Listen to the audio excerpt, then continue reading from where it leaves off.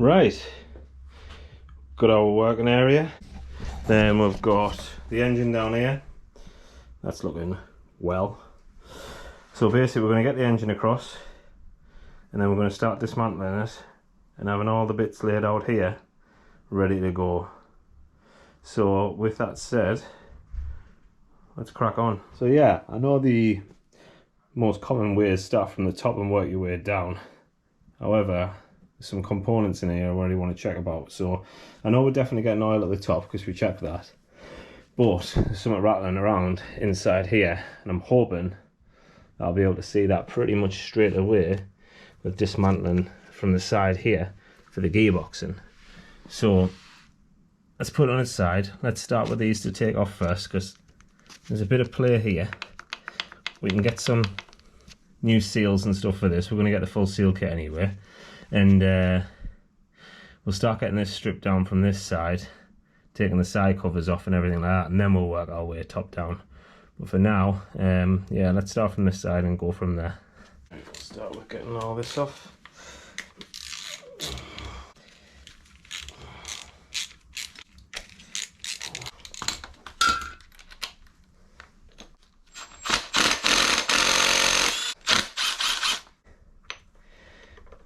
Easy.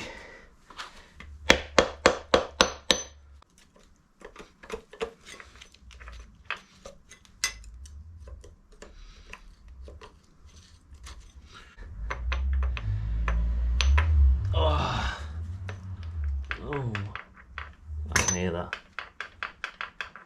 Oh.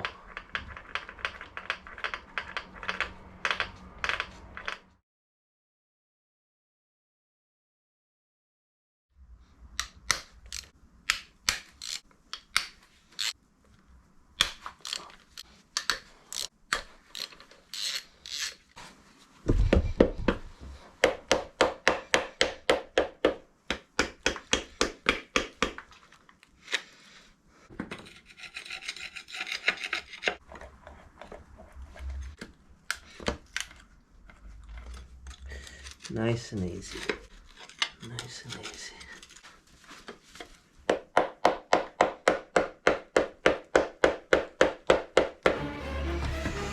Oh yeah, the full gasket for the rebuild. No! Fuck.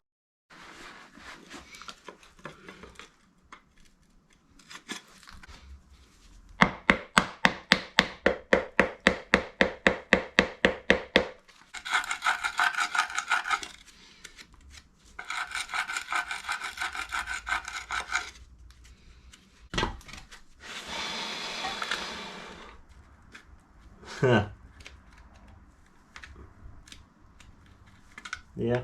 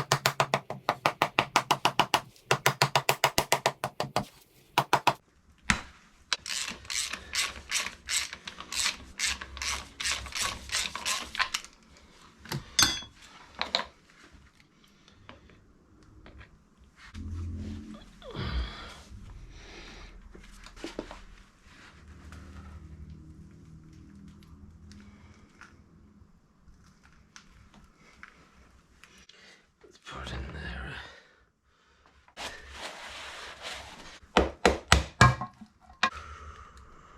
Wow. What in the is all of this? Have you seen the amount of gunk? Let's have a look.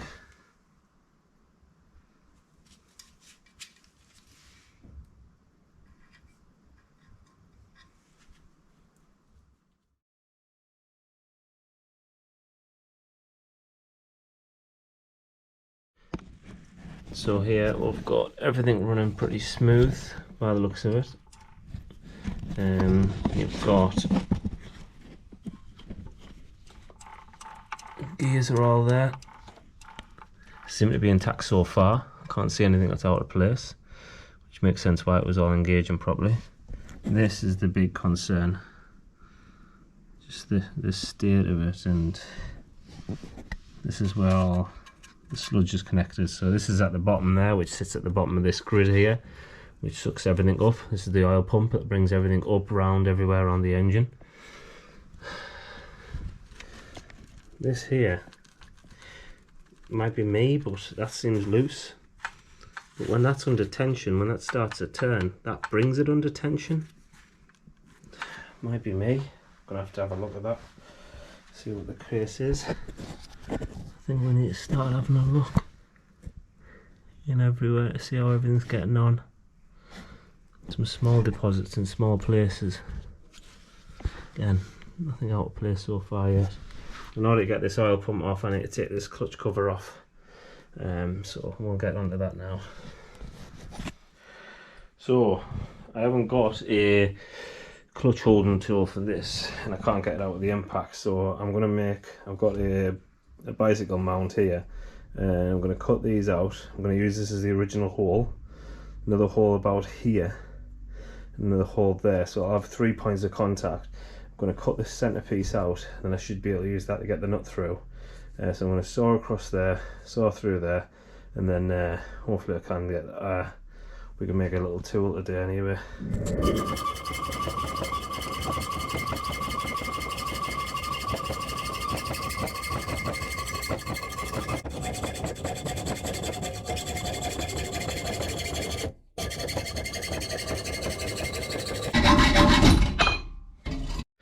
So what I'm going to do is line the top one up, have the holes on the other sides, and then go from there. So I drilled all the holes through. I made the socket hole. I'm going to be honest, I think that's the best tool I've ever made. I made that. Now all it has to do is hold up under the pressure.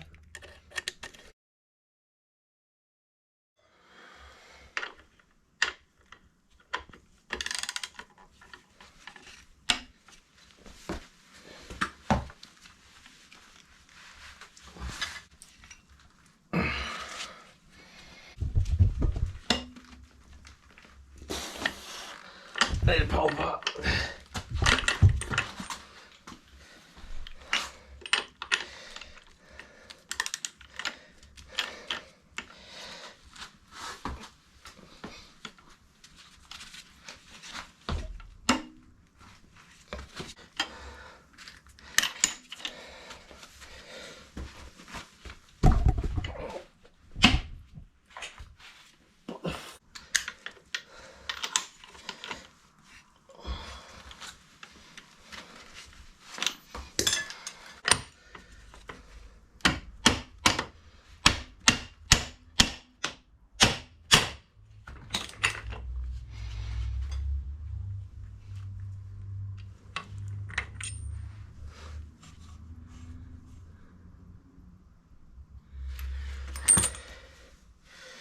Clutch baskets.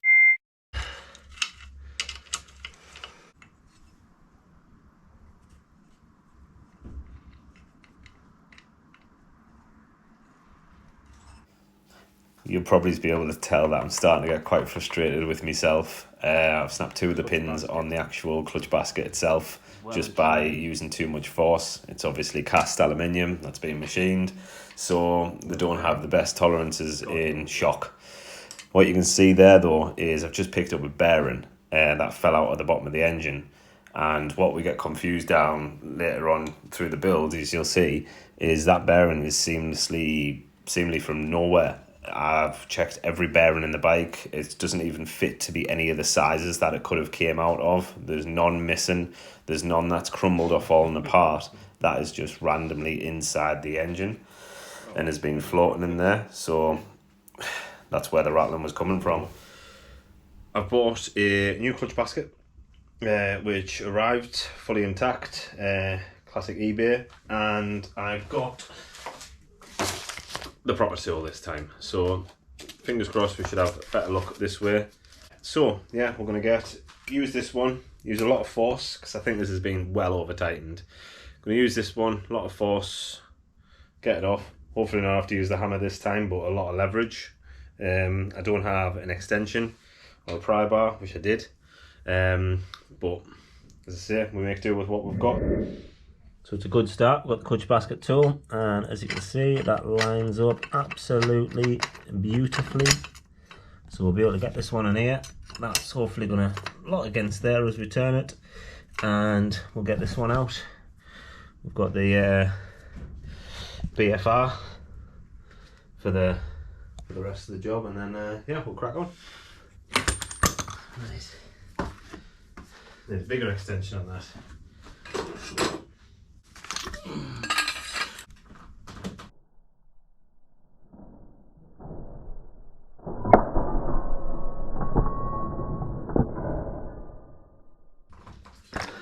Wow. So I've been advised to leave it and we could break it together rather than break it alone, but I'm a nightmare. I'm just going to go against all the wishes and just crack on. Let's get going. What I'm trying to do is get a drill in here to do the relief cut, so it eases some pressure off. I don't know if you can see there, but it looks like it's been bent in previously on this side. So what I'm going to do is drill that one there, just through where the bolt is. Look at that, we've got a spare bolt here with this new clutch basket that I got. So it doesn't look any better, but as you can see, it's once that gets going there, as soon as I get it through that thickness there, it should be okay. I've got the spare washer, we've got everything there, so once I'm through this bit, hopefully get a relief cut and then should be able to break it free after I get the tension off a bit.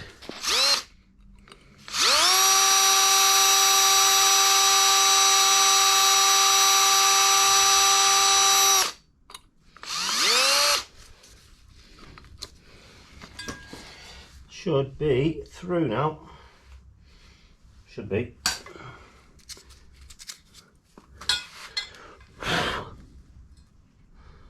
Well, to be fair, it does look shiny through that. So, right. Let's see if that's broke anything away. Let's see if we can get behind that and then crack that off.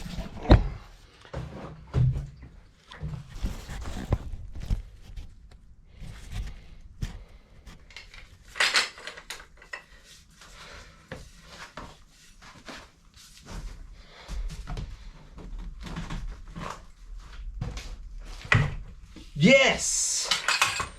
Yes! Yes, boy! Yes, boy! That's boy! Look at that. Easy as that. See? No effort whatsoever.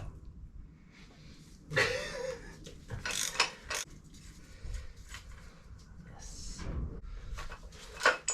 Oh, nice.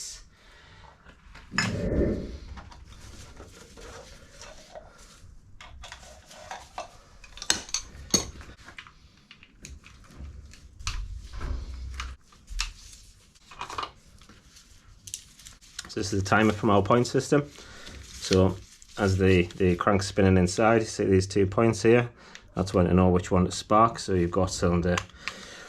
So when you're heading up to the coils, so you've got cylinder 1 and 3 and 2 and 4, or whichever way they are. I need to check that one actually.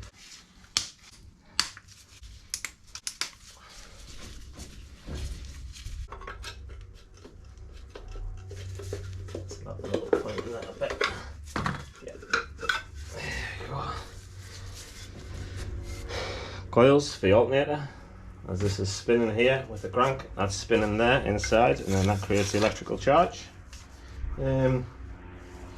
It's a little bit rusted in the bottom, but it seems relatively clean.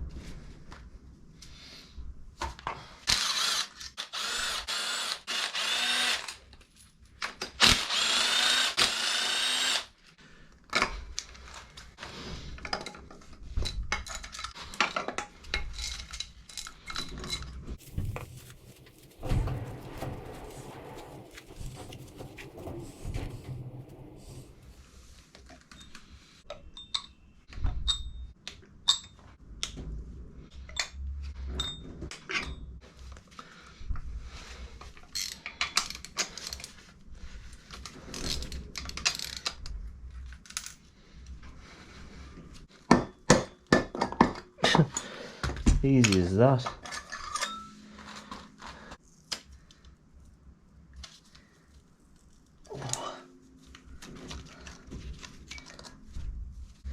Ideally, use a bit of brake clutch fluid, see if I can get that in first.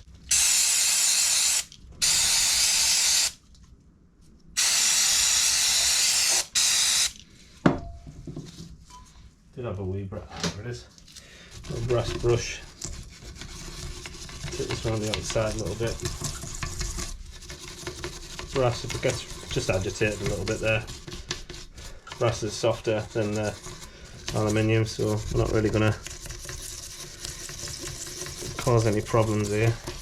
Plus, ideally, I want to get these out and stick them in the ultrasonic cleaner, get them degreased, put them in some carbon cleaner.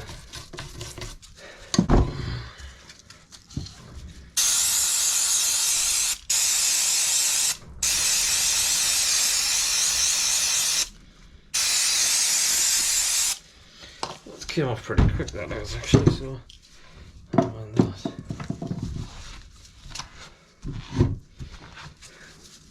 You can probably see here all the carbon deposits that are built up around the edges. This here can get inside the seat here. What it means is the seat is just where that sits in nicely inside there. It's like a cone going inside that one there, so it creates a nice seal around.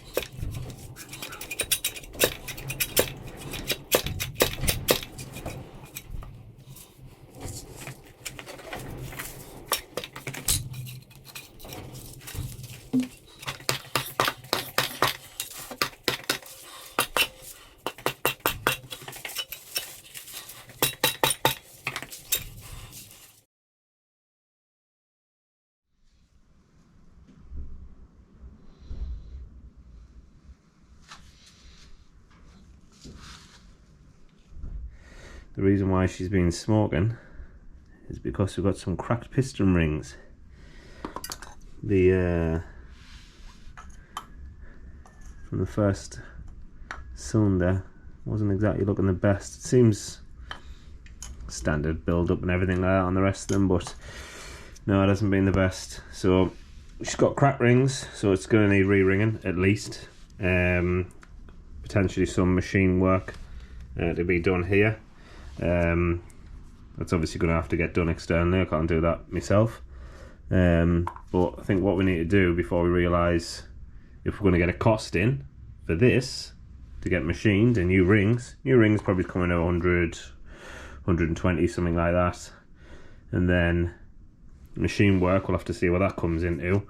But if we've got the big end bearings, the bearings at the bottom of this crank here, if they need doing, because if they've got excessive movement or got the wear or everything like that. So I think what we'll do today, we'll get this stripped down, we'll get the pistons out, get the crank out, and then we'll get a real look at what the bearings look like.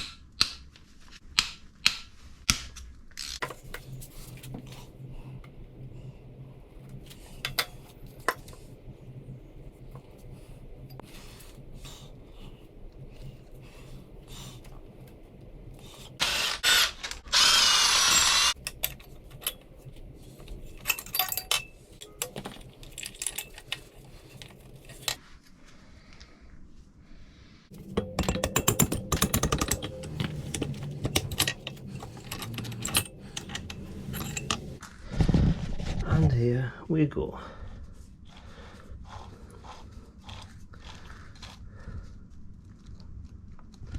Oh, I am noticing a bit of left and right there, mind. Oh, I'm noticing a lot of left and right. Yep.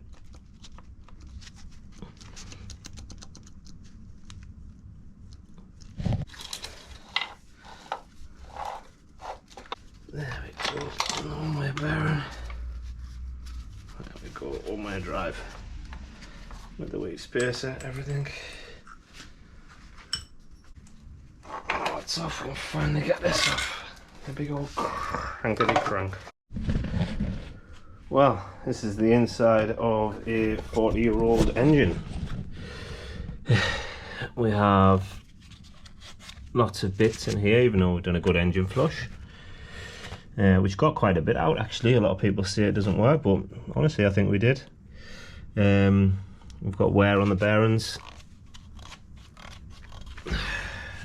Want to check what the wear is on these. Yes, we have some left and right movement, but I think that is just that way, left and right.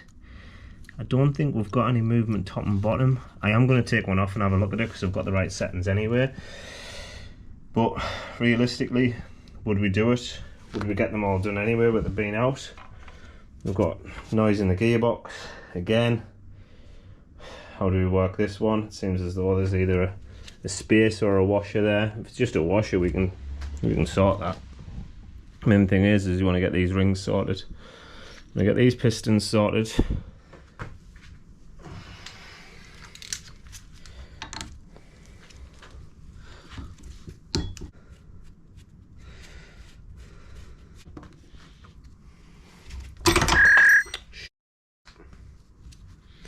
Awesome start.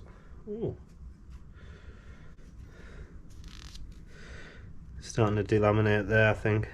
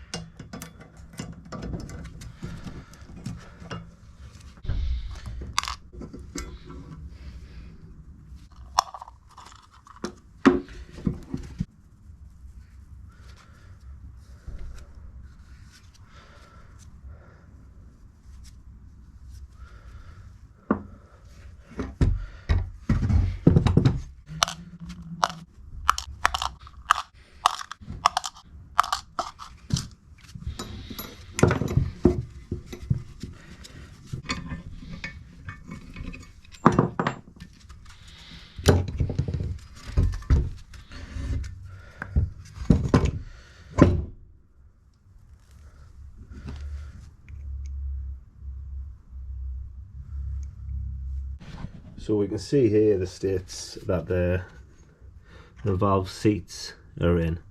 The valve seats are what the valve sits in, so when the valve's all the way down, it makes its stroke to come out and push back in. It should be an airtight seal. It does that by having the perfect valve seat there and sitting in there, and that's where you get that shiny surface, as you can definitely see with the inlet side.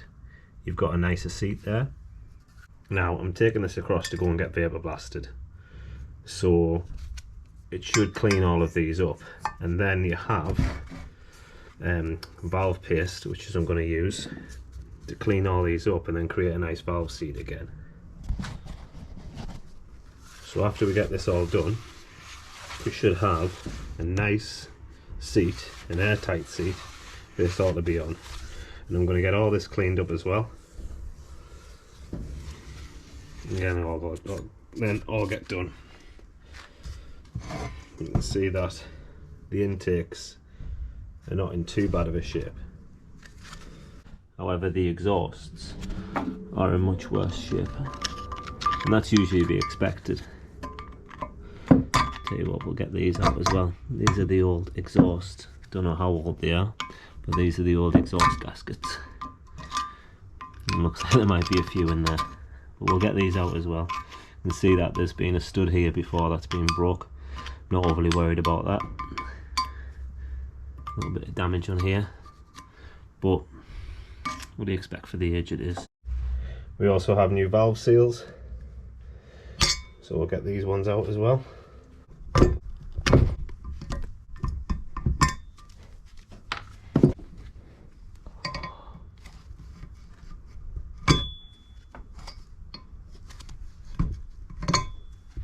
So I've lost some footage of the next steps in the project, so I thought I'd just talk you through them and where we're up to. So now that everything's been stripped down, I've got everything cleaned up and ready to go, and sent it away for vapor blasting.